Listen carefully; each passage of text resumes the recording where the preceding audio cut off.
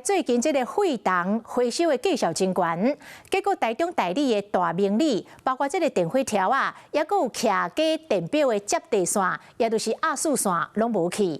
因为这种压缩线会当防止人体去互电电到，居民是痛嘛擦啦，无天良。大家为伫电表前去看，塑胶壳已经断一过去啊，内底接地压缩线无去啊。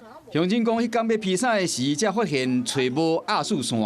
接地线断掉的话，它会直接构成 AB， 啊 AB 就是220。你的冰箱110，你的电锅110，你的电灯110，全部都烧毁了。除了乡亲徛假电表压缩线，大明里真侪支电火条的压缩线嘛，互偷加去，无这个安全的防护，厝内电器设备较互歹去，嘛有可能去电到人。